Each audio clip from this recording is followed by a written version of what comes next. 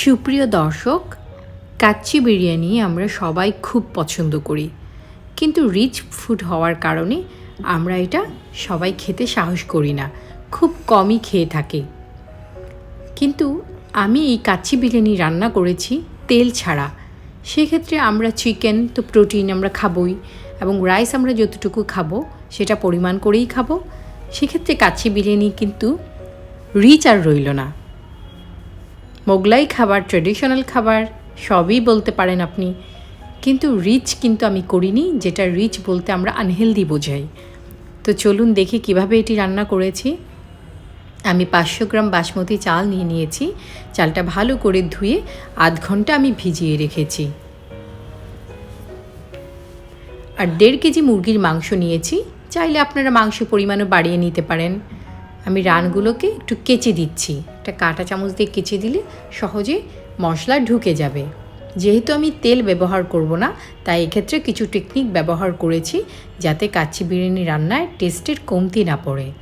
যে হাঁড়িতে রান্না করব সেই হাঁড়িতে আমি মাংসগুলো নিয়ে বিছিয়ে দিলাম। আমি আধা কাপ পেঁয়াজ বেরেস্তা নিয়ে নিয়েছি। চাইলে আপনারা আরও কমও ইউজ করতে পারেন, অথবা পেঁয়াজ কুচিও ইউজ করতে পারেন বেরেস্তা ছাড়া। আমি 3টা তেজপাতা দিয়ে দিয়েছি, 1টা স্টার মশলা দিয়ে দিয়েছি, 6টা এলাচ থেতো করে দিলাম, 10-12টা লবঙ্গ দিয়ে দিয়েছি, আর গোলমরিচ দিয়ে দিয়েছি 10-12টা। আমি হাফ কাপ টক দই দিয়ে দিয়েছি, যেটা আমি বাসায় বানিয়েছি।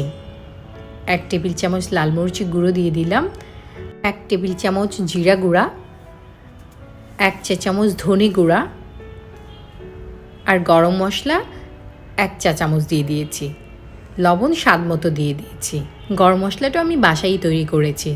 আর আমি কাঠবাদাম বাটা দিয়েছি 3 টেবিল চামচ। চাইলে আপনারা চীনাবাদাম বাটাটাও দিতে পারেন।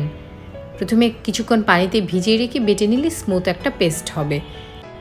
এবার আমি চিকেনের সাথে মশলা ভালো করে মাখিয়ে নিচ্ছি। আমি আদা রসুন বাটা দিয়ে দিলাম 1.5 টেবিল চামচ। আবারও ভালো করে মাখিয়ে নিচ্ছি। আলাদাভাবে ম্যারিনেট করে রেখে দেওয়ার প্রয়োজন নেই। এই ফাঁকে আমি 6টা আলু নিয়ে নিয়েছি। আমি তেল ব্যবহার করব না বিধে আলুগুলো সিদ্ধ করে নিয়ে নিয়েছি। আপনারা চাইলে এভাবেই করতে পারেন, এটা অনেক বেশি টেস্টি হয়। লবণ দিয়ে এবং সামান্য একটু অরেঞ্জ ফুড কালার দিয়ে দিয়েছি। এটা অপশনাল, চাইলে বাদও দিতে পারেন। দিলে অবশ্য কালারটা সুন্দর হয়, যেভাবে রেস্টুরেন্টে রান্না করে। কেওড়া এবং গোলাপ জল অল্প মাংসের সঙ্গে দিয়ে দিলাম।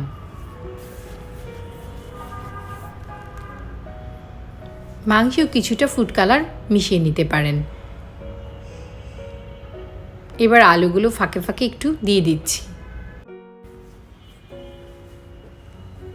একটি হাঁড়িতে আমি 3 টেবিল চামচ লবণ এবং 3 লিটার পানি দিয়ে দিয়েছি। 3টা তেজপাতা, 3টা দারুচিনি, 1টা স্টার মশলা, 6টি এলাচ, 8টি লবঙ্গ, 8টি গোলমরিচ দিয়ে ঢেকে দিচ্ছি। কিছুক্ষণের মধ্যে এটা ফুটে উঠলে আমি চালগুলো দিয়ে দিব। চালগুলো সফট হয়ে আছে, এতে করে দ্রুত সিদ্ধ হয়ে যাবে। একটু হালকা নেড়ে মিশিয়ে দিচ্ছি। এবার আমি ঢাকনা দিয়ে ঢেকে দিচ্ছি।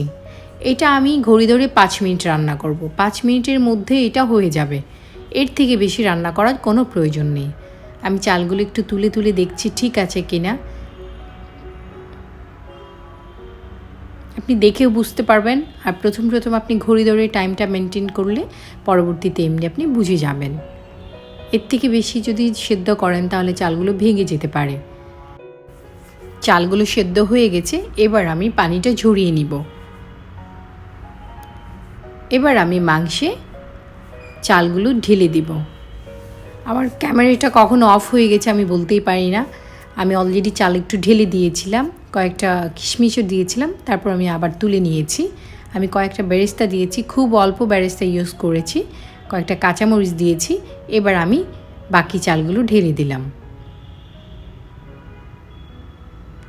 চামচের সাহায্যে একটু সমানভাবে ছড়িয়ে নিচ্ছি। দেখতেই পাচ্ছেন চালগুলোর থেকে ধোঁয়া বেরোচ্ছে। আমি সামান্য কয়েকটা পেঁয়াজ বেরেস্তা ইউজ করছি। কয়েকটি কাঁচামরিচ, লাল মরিচ দিয়ে দিলাম ফ্লেভার এবং সৌন্দর্যের জন্য। আমি 6টি ডিম সেদ্ধ করে রেখেছিলাম, আমি এগুলো দিয়ে দিচ্ছি।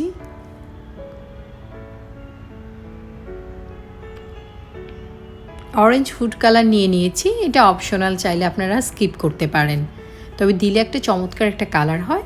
আমি কিছু কিশমিশ দিয়ে দিচ্ছি, এটাও আপনারা আপনাদের পছন্দ মতো দিতেও পারেন, নাও দিতে পারেন।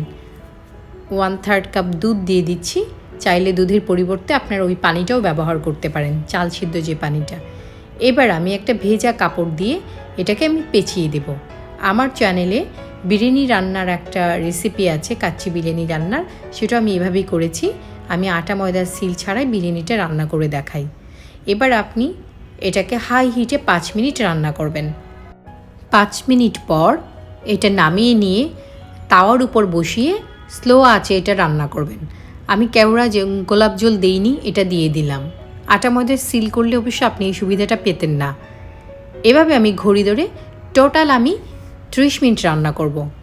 আগে 5 মিনিট, তারপর স্লো আঁচে 25 মিনিট, টোটাল 30 মিনিট। 30 মিনিট পর আমার বিরিয়ানিটা হয়ে গেছে, এবং এটা কেমন হয়েছে আপনারা দেখেই নিশ্চয়ই বুঝতে পারছেন। চালগুলা কিন্তু খুব সুন্দর ফুলের মতো করে ছড়িয়ে আছে, ঝরঝরে আছে, এবং বলাই বাহুল্য যেটা কতটা পারফেক্ট।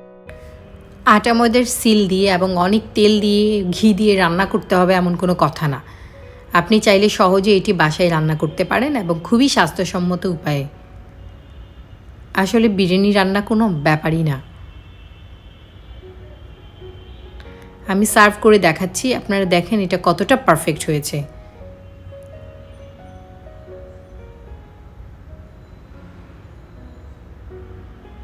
আশা করি আমার আজকের রেসিপি আপনাদের ভালো লেগেছে। আমার আজকের রেসিপিটি যদি আপনাদের ভালো লাগে, আপনাদের উপকারে আসে, আমার চ্যানেলটা সাবস্ক্রাইব করবেন আশা করি। লাইক, শেয়ার এবং কমেন্ট করে আপনাদের মূল্যবান মতামত আমাকে জানাবেন।